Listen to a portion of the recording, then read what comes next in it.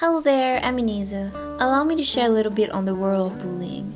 You might not need an introduction because you've either lived it, heard about it, or worse, did it. Not cool. According to the National Bullying Prevention Center, 1 out of 5 youths have been bullied.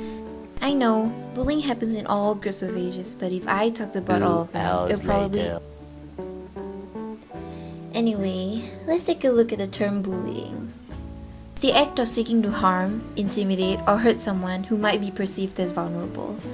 There are many forms of bullying, and to name a few, there is cyber, sexual, physical, verbal, and even psychological bullying. And now within those forms, there are a bunch of other subcategories or actions including body shaming online, name-calling, racial discrimination, the list goes on. Plus, in the digital era we live in right now, bullying is taken to a whole other dimension. It's a vicious cycle. So, what's the issue? It has been joked about in movies, talked about in books, TV shows. It's not even a taboo anymore. Okay. The issue isn't just about how much harm it brings to someone or how it isn't taken seriously. It is not that simple. In such a huge issue that is so prevalent, there is so much we could do even as individuals. Let me introduce you to the idea of intersectionality. Intersectionality is a term introduced by Kimberly Crenshaw, who identified it as a framework for conceptualizing a person, group of people, or social problem as affected by a number of discriminations and disadvantages.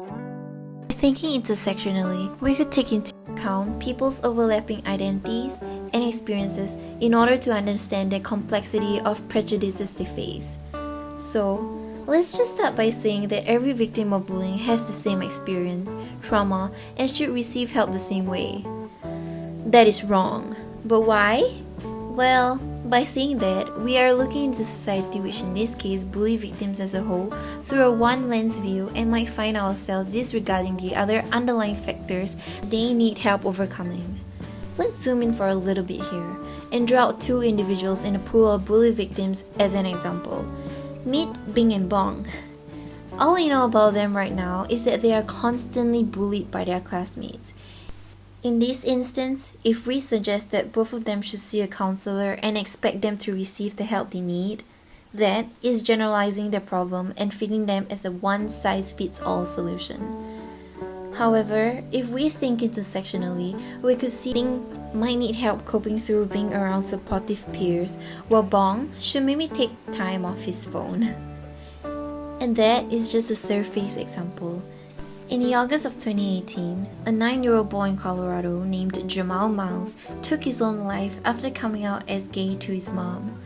While he got to school, he got bullied even more than he did in the past year. It is not certain where it went wrong. Maybe his school did try to help him after being aware of the bullying, or his loving mom took good care of him, which I'm sure she did. But it wasn't enough. It might not have been enough reaching out for help after being bullied, as there are other things that should have been taken into consideration. There is a whole spectrum of focal points we could analyze in a huge issue like this. Because again, not everyone experiences the same, has the same characteristics, disadvantages, and need the same solution. And that goes for all the social issues out there outside of bullying. Or maybe the best solution after all is getting bullies to just stop bullying. But let's start here.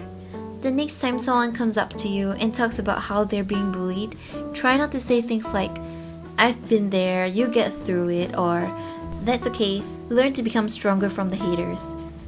A little goes a long way. Being aware that not everyone experiences the same pain is a start. I am not suggesting you to be a therapist, but someday you might realize when someone needs help, maybe you could be the small solution by thinking intersectionally.